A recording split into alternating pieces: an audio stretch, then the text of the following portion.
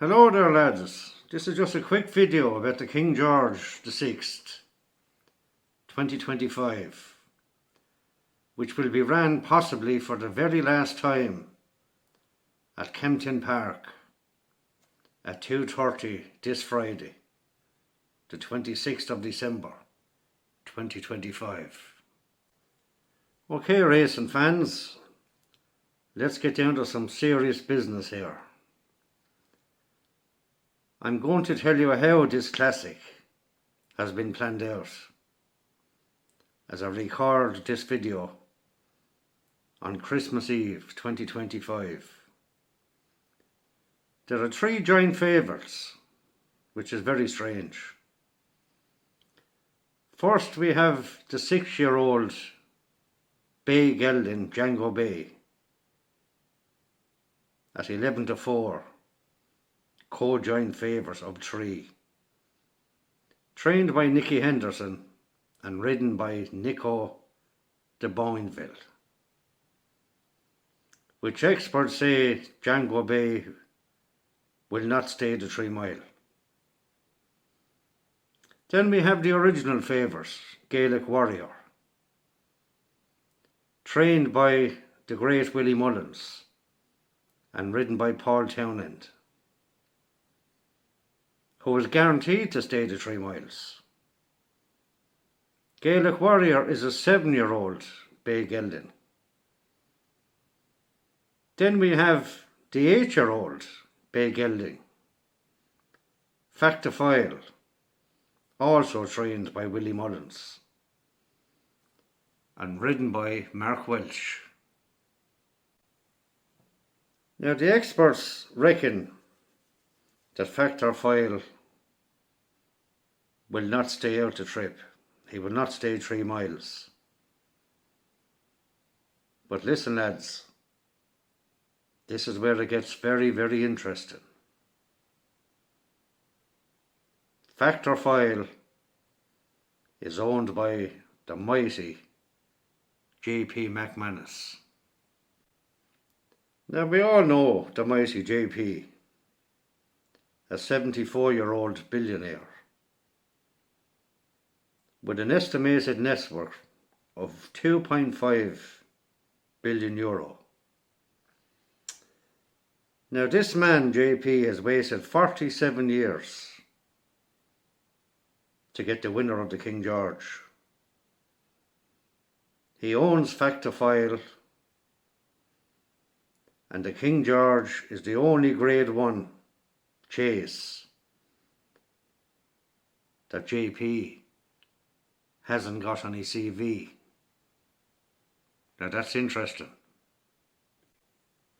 And like I said, and you all obviously know this already, this could be the last King George VI ever ran at Kempton Park. But I smell something fishy, lads. I smell something fishy. Could there be a few millions splashed out here and there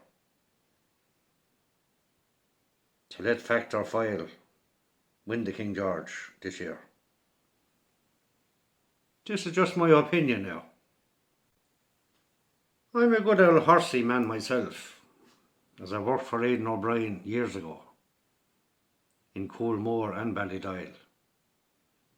And I also had the pleasure of feeding the great Sadler's Wells many years ago. Beautiful place. Aidan is a great man. But what I do know, that money speaks volumes in this world. And it definitely speaks volumes when it comes to horse racing. I think it's plain and simple here, lads, when you put 2 and 2 together. Again, it's just my opinion. I was even watching yesterday Tony McCoy, Barry Geraghty and Danny Mullins.